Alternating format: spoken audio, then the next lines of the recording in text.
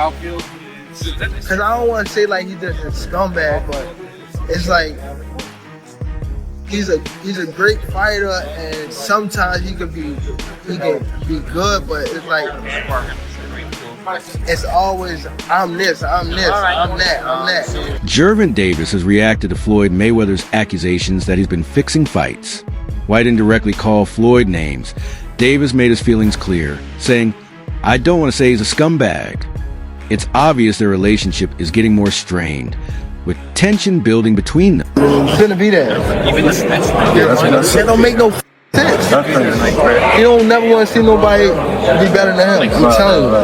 Who's next in line? Just so you're next in line. Is there like a The last question, guys. is there like a love-hate like fighter? Yeah, I love the fighter. Like, I ain't gonna lie, if he was like chill, like he'll be the smoothest, but he's not. You know what I mean? He's a great fighter.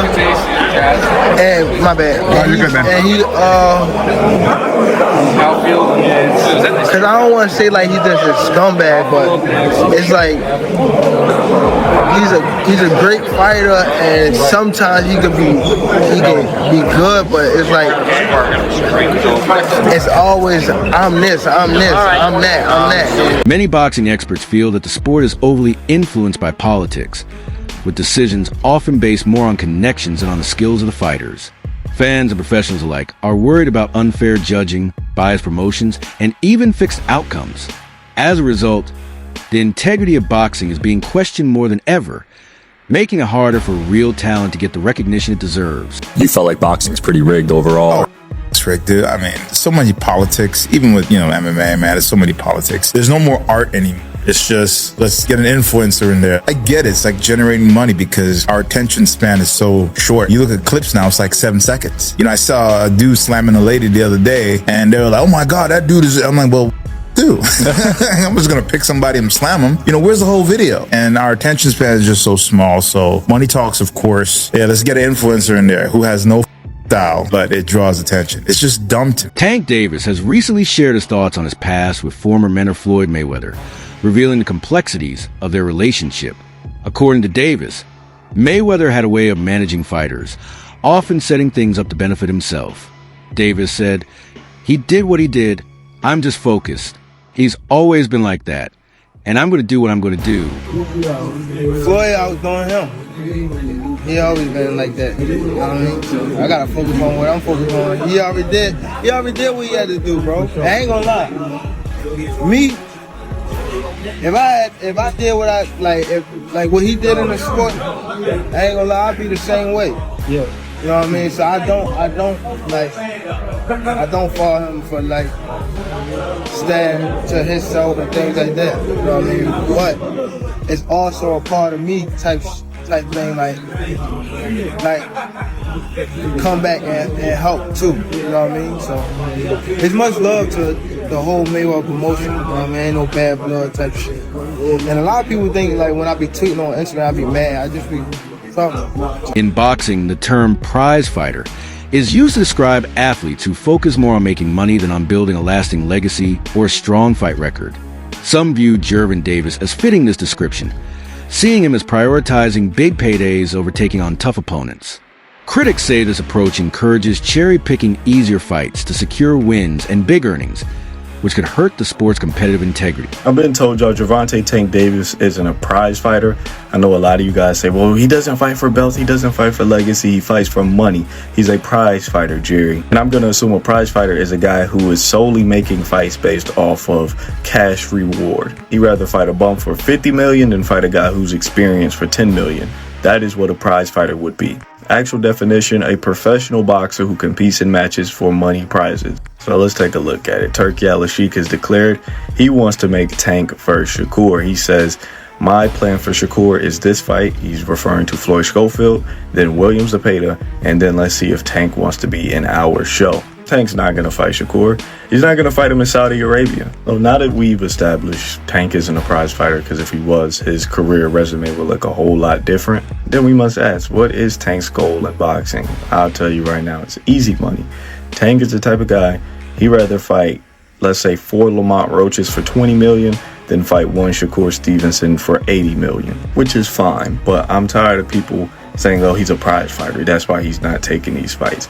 He's not a prize fighter. The biggest money fights is Haney, Ryan, Tio, Shakur, and Loma. He's not even going to take half of those fights. So please, guys, all my Tank fans, all my guys who claim Tank is a prize fighter, that's why he's not fighting for the belts, please stop it. The guy's not a legacy fighter. He's not a prize fighter. He's just a guy who enjoys easy paydays. And like I said, there's nothing wrong with that. Just stop misleading people with your comments. Sports analysts Stephen A. Smith and Shannon Sharp recently reviewed the fight between Gervonta Davis and Lamont Roach, both expressing strong opinions that Roach had done enough to win. While they recognized Davis's ability to land powerful shots, they pointed out that Roach countered with equally strong, if not more impactful punches. Their analysis emphasizes the competitive nature of the fight and raises concerns about how the judges scored it and what criteria were used. Their viewpoints add to the ongoing debate about the fairness and transparency of boxing decisions. Tonight with a majority draw against Lamont Roach. Watching the fight, watching the punch, I think he's surprising. I think he's surprising with the punch and hit him in the wrong spot, the wrong place, and they caught him by surprise and they called him to go down. Regardless, when you take a knee, if you go back and look at when Floyd Mayweather fought Cruz, I think what was it, 2001, and he hit him on the button and hurt his hand and he took a knee and they started the 10 count. Yeah, you can't take a knee. You know, boxing is about, moving around, and there's a point where Tank and Roach decided, you know what, we tied right now. We finna sit here in the pocket and we finna bang. Boy, them boy were throwing, boy. Roach came up. Roach normally fights at 130. He came up to 135. Hey, listen, they got a rematch. They got a rematch. That fight was good. And obviously, I've seen a lot of boxers come out and say, Tank lost. When I looked at the scorecard, I think maybe going into round 7, maybe 7 or 8, maybe 7, I think Tank was up on the scorecard. The styles make fights, and Lamont Roach's style made that fight what it is. And he made no mistakes, too, all night. Tank hit him with a couple of good shots, but Roach didn't move. Tank would catch him, he would counter him right back. Hey, that jab, he kept him up off him. He didn't back down. And normally Tank starts slow, comes on. Roach said, I'm here to stay. I'm not sure what kind of conditioning Lamont Roach did, but whatever it is, I salute him. Everybody gets tired after round 7 and on, but his conditioning was up to par. They went to war all 12 rounds. I thought Roach won the fight. I thought even without the knockdown, I thought he won it. Roach was the more aggressive fighter. I would like to see them rematch at some point. What do the numbers say? The pay-per-view numbers are going to tell you if people want to see a rematch. Because if they came out and bought the fight, yeah, they'll get a rematch. If they didn't do the numbers. Renowned trainer Robert Garcia recently commented on the controversial 9th round of the Davis versus Roach fight, arguing that referees should step in if a fighter takes a knee without a valid reason, like a low blow. Garcia pointed out that boxing rules don't allow fighters to call for time during a round. He expressed surprise that referee Steve Willis didn't rule Davis's knee as a knockdown, especially since Willis is usually seen as a competent official. Garcia's comments highlight the need to follow established rules to keep the integrity of the sport intact. And should it have been a disqualification? Look, it could have easily been a disqualification too, or a referee stops contest, because look, there's no way a fighter could take a timeout and go get his, during the round. There's no way a fighter could say, okay, timeout, because he took a knee like a timeout kind of thing, and walk to his corner to wipe his face. That's fucking unheard of and never seen before. There's no way that's legal in boxing. It shouldn't have. When a fighter, we just seen it recently with Espinosa and Rubesis. Rubesis got hit with the right hand, and then he walks back and walks away, and the red right away wiped it up. That happened with Lara versus Angulo. Exactly. It's over. It's over. So Tank doing that, took a knee. It should have right away. The ref should have started, counting as a knockdown. But he still walks away to his corner. I'm actually, surprised that the ref didn't call it a knockdown, because he's a really good ref. Willis is a really good ref. is a great ref, one of the best in boxing right now, and that was a big mistake. He should have counted as a knockdown. Like I told you, I wouldn't have been surprised if when he walked away, if he would have just waved it up, because that's walking away from the fight. because of the odds. Well, okay, well, during the break, tell the corners to wipe it out. You can't do that when the fight's going on. There's no way, nothing. You can't do that when the fight's going on. You can't time out, take a knee, and walk away. There's just no way. You know, but it is boxing, and a lot of things happen in boxing. Coach Bernie shared his thoughts on the fight, saying that Gervonta Davis didn't defend his title the way a true champion should. He noted that Lamont Roach showed more urgency and heart, while Davis seemed satisfied just to get through the rounds. This critique suggests that Davis may not have displayed the level of dominance expected from a title holder, which could impact his reputation and standing in the boxing world. Exactly. He's a champion. He got to defend his title. He got to defend his title. He like I said, they both was looking at each other. And then finally, after Tank will be the one to throw the first punch. He felt like he wanted to retain his title. Lamont Roach felt like he was just happy to be there and get the success. He wasn't trying to take the title.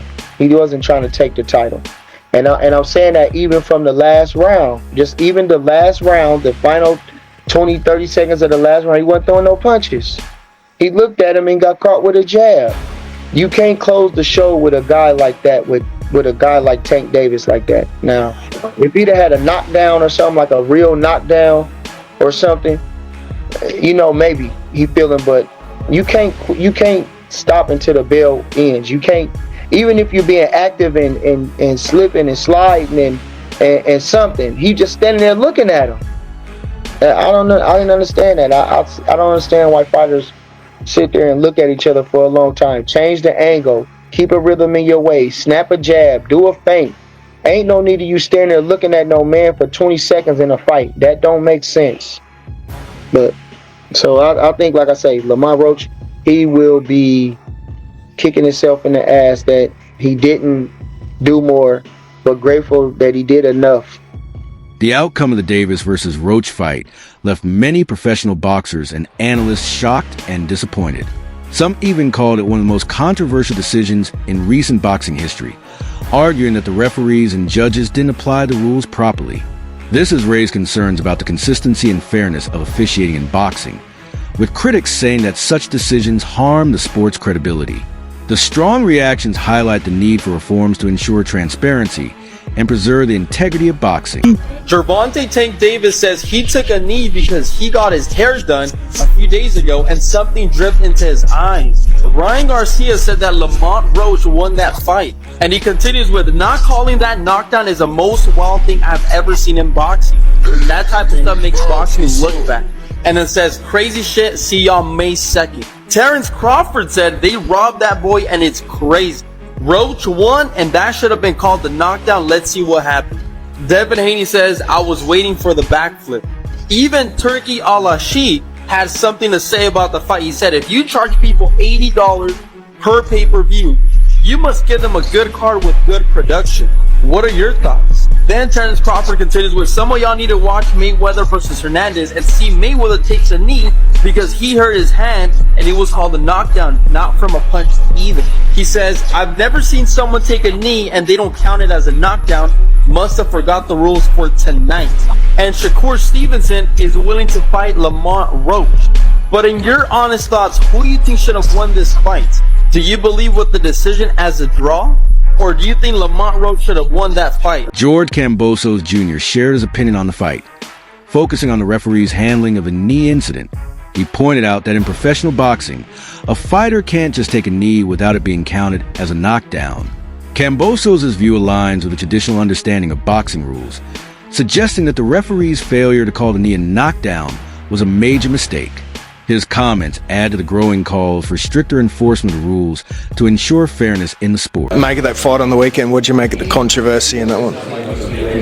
Look, I had just finished my recovery sessions. I was pretty docile and relaxed, and then the fight, especially at the start of it, wasn't too thrilling and too action-packed, so I was starting to doze off a little bit, but I woke up a little bit more when obviously Lamont started giving him some work, and he looked good, man. I got to give respect to Lamont Roach. He proved a lot of guys wrong. I think he shocked Tank a lot with what he was able to bring, and again we saw the controversy with the knee.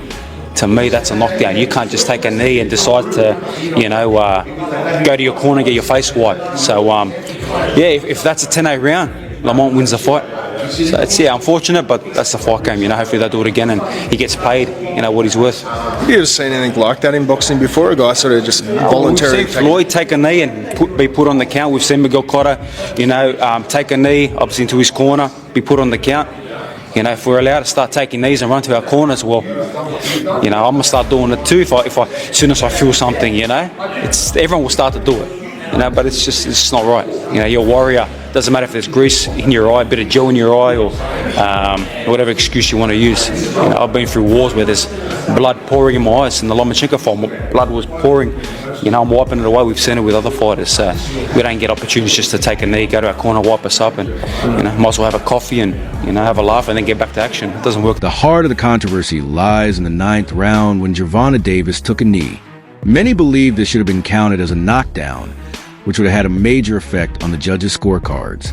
The failure to recognize it as such has sparked a widespread debate about the legitimacy of the fight.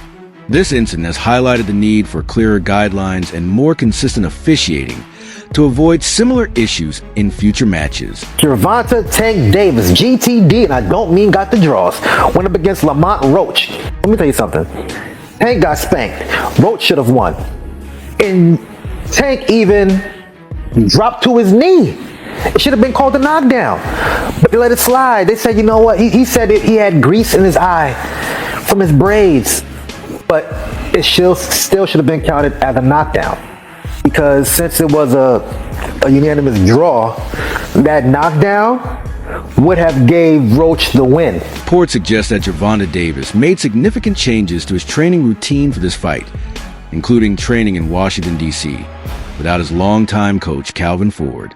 This shift gave Lamont Roach's team an opportunity to observe Davis's preparation, possibly influencing their strategy and the flow of the fight. The change in Davis's training approach raises questions about how coaching and preparation impact a fighter's performance, as well as the potential advantages opponents gain when they are aware of such adjustments. Change that Gervonta Davis made from previous times that he had been fighting. He made a change in trainers, but he also made a change in the location in which he was training. He went and had Barry Hunter from DC, from a gym called Headbangers in DC, as his head trainer, while Calvin Ford and Kenny Smith took a backup role. Gervonta Davis also worked out in Washington, D.C. Now, as you know, Gervonta Davis and Lamont Roach fought each other in the amateurs. Their teams know each other. The people know each other. They all know each other in the same circle. What was told to me was that Lamont Roach's team knew pretty much what Gervonta Davis was going to do and what his approach was going to be to the fight, because they knew what Gervonta Davis was working on in camp. That because he was in that same area and it was the DC area and Lamont Roach was a DC fighter and Gervonta Davis considered DC his second home, but it's not his second home. There's a big rivalry between DC and Baltimore. Promoter Eddie Hearn offered a different perspective on the 9th round incident, stating that for an action to be ruled a knockdown, the fighter must be hit by a punch and then touch the canvas. He pointed out that Davis didn't seem hurt by Roach's punch and didn't appear to be in distress, suggesting that the referee's decision was justified. Hearn's viewpoint presents an alternative interpretation to rules, emphasizing the subjective nature of boxing officiating and the difficulty in reaching unanimous agreement on such situations. One thing that's kind of baffling is that it wasn't a knockdown. I mean, look, he wasn't hurt. There's no doubt about that. But if you take a knee in the fight and you touch down, whilst punches are being thrown, it has to be a knockdown. I've heard some people saying, "Oh, that he should be disqualified. He went back to the corner." I don't buy that, to be honest with you. I mean, I think that's a warning, but it's a bit of a bizarre situation. For me, there was a lot of people in boxing that were saying that this is a really tough fight. Like, Lamont Roach is a serious fighter. I said it might not be the biggest profile fight, but it's actually quite a tough fight. And Shakur said to me, even the day before, "I'm telling you, he's going to have big trouble tomorrow night." And I just feel like hopefully this could be the little something that gives Gervonta a little wake-up call to take him back to the mindset of maybe where he was. After the fight, There were talks about potentially overturning the result because of the controversial call. However, later reports revealed that the initial suggestion to do so was retracted. Sorry, but if you're a Gervonta Davis fan, you might want to watch out. And if you have no idea what I'm talking about, check this out. Yesterday, Lamont Roach Jr. tweeted out, "Word on the block, y'all favorite fighter finna be 30-1, not 30-1, two-time two-division champ." And I believe it was Ring Magazine tweeted out that basically the New York Athletic Commission was looking at the fight because the technology was messed up or the technology wasn't available during the fight to actually determine if it was a knee. And before the video goes any further, make sure you hit the follow button. But this is actually insane because technically, if that's counted a knee, he won that fight. In my mind, Lamont still won that fight. I wasn't too mad with the draw, but if you add that knockdown in, which I definitely think it should be counted as a knockdown, then that's a loss on Gervonta Davis's record. And honestly, he didn't earn the win. I thought the draw was okay, but I don't think he earned the win. And the real question that comes up is, do you think the Athletic Commission will actually overturn the fight and give Lamont Roach the win? I'm not too sure about that. I don't know how confident I am in them to actually overturn it, but who knows? Let me know what y'all think in the comments though, because if this gets overturned, this might be one of the biggest stories in boxing this year. And if you haven't already made it to the end of the video, go ahead, hit the follow button. What are we doing? That's all for today's video. Stay tuned.